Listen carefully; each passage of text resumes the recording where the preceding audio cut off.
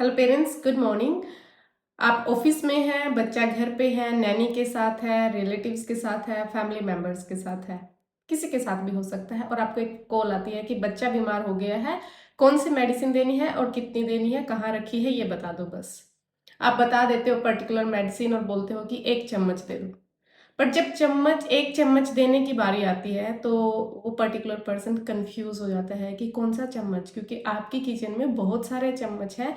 कोई छोटे चम्मच हैं, कोई बड़े चम्मच हैं, किसी की कैपेसिटी 3 ml की है, किसी की 5 ml की है, किसी की 8 ml की, और बहुत ही डीप स्पून है तो उसकी कैपेसिटी 10 ml की भी हो सकती है। हम जनरली लेबल पे देखते हैं कि लेबल पे लिखा होता है 5 ml और फिर ब्रैकेट में लिखा होता है 1 टीस्पून। दिमाग क्या समझता है कि ये वही चम्मच है जो हम घर में नॉर्मली यूज करते हैं खाना खाने के लिए। कोई भी चम्मच हो सकता है। बट जब रिसर्चर्स ने चेक किया, हमारे जो टी स्पून्स हैं उनकी कैपेसिटीज डिफरेंट होती हैं। कुछ 2 से 3 ml के होते हैं, कुछ स्पून 7 से 8 ml के होते हैं, और कुछ स्पून 10 ml तक के भी हो सकते हैं। यानी कि जब आप बोल रहे हो कि 1 चम्मच मेडिसिन का देना है, 1 चम्मच सिरप का देना है, तो आपको एग्जैक्टली ये पता ही नहीं है कि आप कितनी मेडिसिन या कितना सिरप बच्चे को पिला रहे हो। कभी ओवरडोज हो सकता है। ओवरडोज मतलब आपने दवाई ज़्यादा दे दी।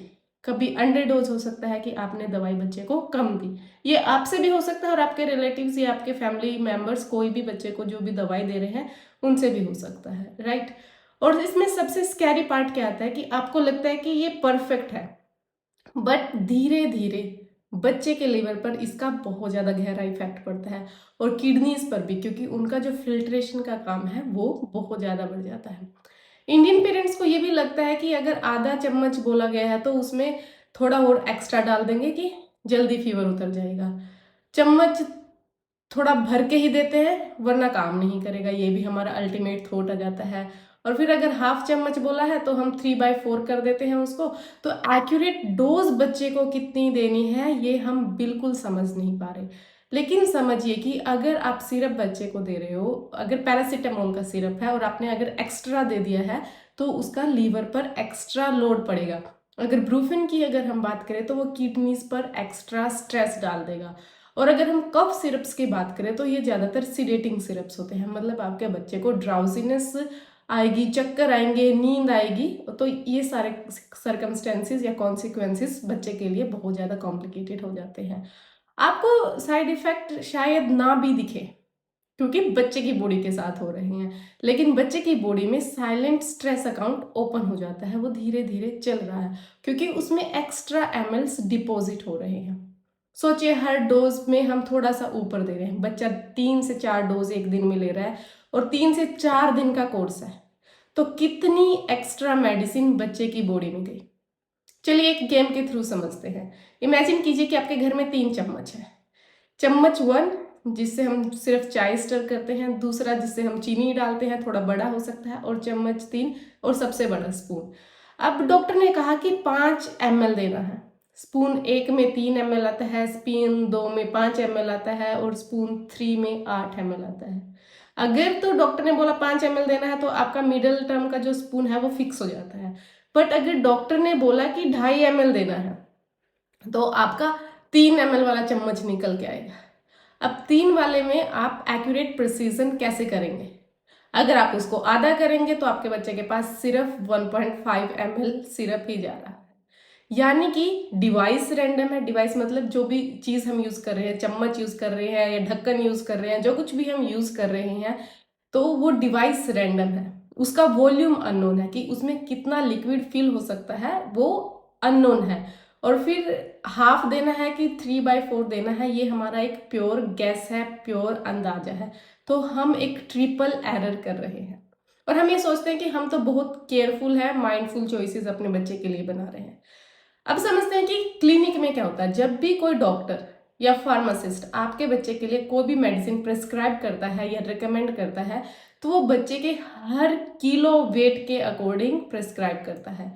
डॉक्टर पहले ये कैलकुलेट करता है कि 1 mg में कितने ml मेडिसिन अवेलेबल है और वो कितने ml मेडिसिन बच्चे की बॉडी के अंदर जाना चाहिए। तो इस बच्चे को x ml means particular X M L 2.5, 5, 10 कितने एम एल देना करेक्ट है। ये प्योर, बिल्कुल प्योर mg पर ml का टाइट मैथ होता है जो हर एक डॉक्टर या फार्मासिस्ट करता है। बट घर पे हमें क्या लगता है कि ये बच्चे का फेवरेट स्पून है, इससे दे देते हैं, इससे तो बहुत जल्दी ले लेगा, इस पे कार्टून्स बने हुए हैं। और आप देख रहे हैं कि क्या हो रहा है, क्लिनिक में मिलीग्राम्स लेवल की प्रेसिजन है और घर पे आते ही वो हमारी किचन का एक अंदाजा बन जाती है। इसलिए हम कहते हैं कि जो ट्रेडिशनल कन्वीनियंस है उसके बदले आप क्लिनिकल प्रिसीजन को चूज कीजिए। बट हो क्या रहा है, मैक्सिमम हम दोनों के बीच में फंस जाते हैं। हम ना भी फंसे, बच्चा दोनों के बीच में फंस जाता है, क्योंकि मेडिसिन जो है वो बच्चे की बॉडी के अंदर जा रही है। अब बात आती है कि सोल्यूशन क्या है, कोई बोरिंग सोल्यूशन या फिर कोई एक्स्ट्रा ऑर्डिनरी सोल्यूशन। चलो बहुत ही सिनेमैटिक सोल्यूशन निकाल के लाते हैं। 2 सीन्स इमेजिन कीजिए। जब बच्चा बीमार हो गया है, आप स्ट्रेस में आ जाते हैं, ऑटोमेटिकली किचन का ड्रॉर खोलते हैं, चम्मच निकालते हैं और अंदाजा भर के दवाई दे देते हैं। इस सीन को क्रॉस कर दीजिए। ये सीन ही गलत है, ऐसे बच्चे को मेडिसिन देनी ही नहीं है। राइट सीन क्या होगा कि बच्चा बीमार है, सबसे पहले आपने रिलैक्स होना है, मेडिसिन निकाल के लानी है और ओरल सिरिंज यूज करनी है। जैसे हमारी नेचुरल सिरिंज आती हैं इंजेक्शन के लिए, ऐसे ही ओरल सिरिंज आती हैं, उनके आगे नीडल नहीं लगी होती, इनको हम बोलते हैं ट्रांसपेरेंट ओरल सिरिंज। और इनके ऊपर काउंटिंग लिखी होती है, 0.5 ml, 1 ml, 2.5 ml, 3 ml, हर 0.5 ml का प्रिसीजन होता है और बीच में भी मिलीलीटर्स का भी इसमें प्रिसीजन होता है। आप एग्जैक्ट मेडिसिन लीजिए और बच्चे के मुंह में डाल दीजिए। और इससे पहली चीज़ क्या होगी कि एक्यूरेट मेडिसिन बच्चे के अंदर जाएगी, क्योंकि सिरिंज जो है वो आप पीछे से प्रेस करना जब शुरू करेंगे जब बच्चे के मुंह में है, तो जितनी भी मेडिसिन है वो बच्चे के मुंह के अंदर जाएगी और फिर वहां से गट में जाएगी, अनलेस आपका बच्चा उसको थ्रो कर देता है। बट चम्मच के केसेस में क्या हो रहा है कि आपके बच्चे को मेडिसिन नहीं लेनी है तो आधी दवाई तो नीचे गिर जाती है, देने से पहले ही नीचे गिर जाती है। बच्चा वॉमिटिंग कर रहा है, दैट्स अनदर बॉडी का अनदर रिएक्शन, बट देने से पहले ही वो दवाई आधी नीचे गिर जाती है। फिर आप सोचते हो कि आधा चम्मच और दे दो, फिर मेडिकेशन एरर हो जाता है। इसलिए मेरी ट्रू रिकमेंडेशन आपके वो है कि आप सारी चीज़ें छोड़ के, I don't suggest dropper also. जब आप ड्रॉपर पे प्रेशर डालते हैं तो कई बार होता है कि वो पूरे लेवल तक फिल नहीं होता, उसमें 1 ml या 1.5 ml आपको भी नहीं पता चलता कि कितना प्रेस करना है यहाँ तक लेके आने के लिए। फिर आप एक बार 0.5 ml देते हो और फिर कहते हो कि चलो दूसरा 0. या अगर जैसे बहुत छोटा बच्चा है तो उसको 1 ml ही देनी है, तो ड्रॉपर से आप 0.5 ml एक बारी में देते हो, दूसरी बारी में फिर 0.5 ml देते हो। सो प्लीज़ सारी चीज़ों को डिस्कार्ड करके अब प्रिसीजन की बात करते हैं तो ओरल सिरिंज बहुत बढ़िया मेथड है। आप इसको गर्म पानी से वॉश कर सकते हो, हर एक बच्चे के लिए, घर में 2 बच्चे हैं, 3 बच्चे हैं, अलग से सिरिंज ला के रख सकते हो और हर बार सेम सिरिंज यूज कर सकते हो और इससे बच्चे को एक्यूरेट मेडिसिन जाएगी। और क्योंकि मेडिसिन का काम हमने दूसरी वीडियोस में भी समझा है, तभी मेडिसिन काम करेगी जब एग्जैक्ट क्वांटिटी बॉडी के अंदर जाएगी।